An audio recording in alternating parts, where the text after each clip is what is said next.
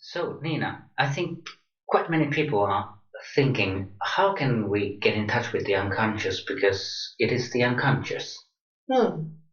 That would be a very good question. I think many analysts and wise people have been thinking about that question for centuries.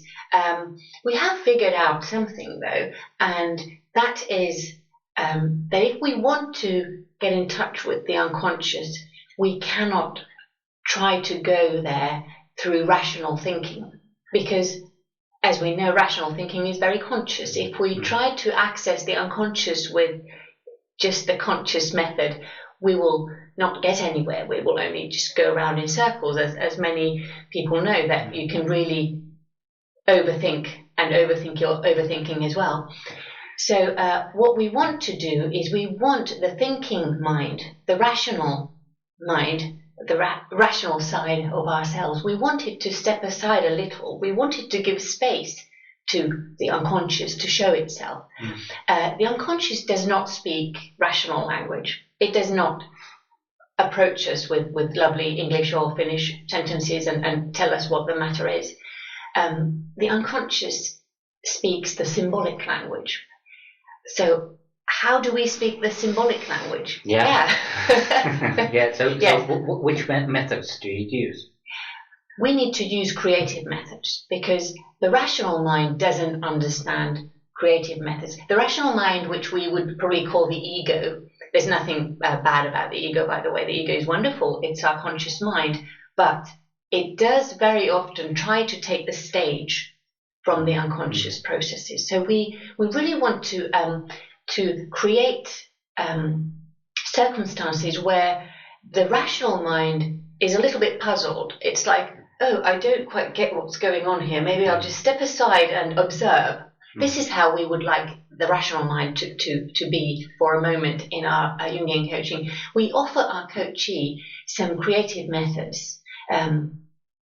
They are numerous, and we can choose. But to name a few, there would be drawing with coloured pens and pencils, painting. There would be some modelling clay. There could be some magic sand, which is my new favourite.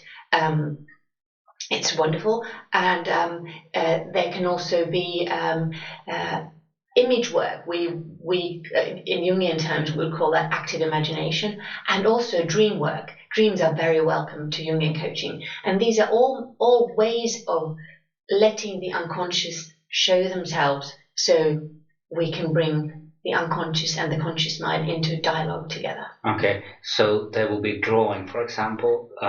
This sounds like this is something for creative people only. Am I correct? You are not correct, my colleague. Actually,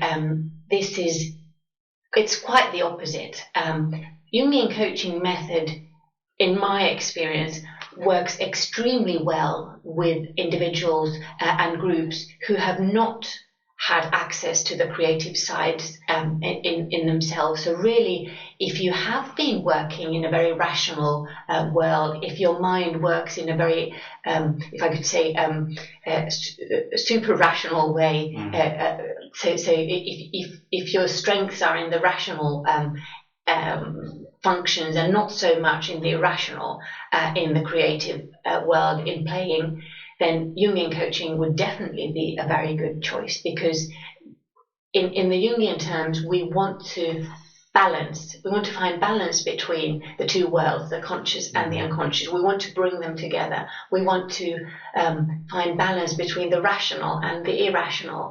And when they come together, a new way of being is born. So this is what we want to do. We want to invite definitely all the very rational engineers all over the world, and well, most people in the Western world are very super rational. So in that, having said that, I would say Jungian coaching is very good for the modern human being, because it enables individuals to access parts of themselves that they didn't know existed, and there is so much energy to be freed when we work in this way.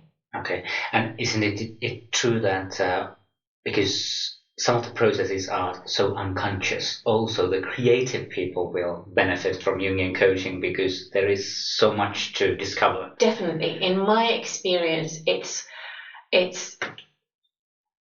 accessing different parts of their creative world, but also, and this is wonderful, they might also benefit from the rational work, considering the rational work when the creative and the rational come together. And many creative people have told me that they have really appreciated the fact that the rational light shines onto their creative work, so they really start understanding better what's going on in their inner world, and that's helped them a lot. So yes, definitely the balance is the key. Yeah, so the idea in Jungian coaching is to find the balance between the unconscious and the conscious, between the rational and the irrational. Yes, it's the balance and it's the wholeness. We don't want one or the other. We always want both.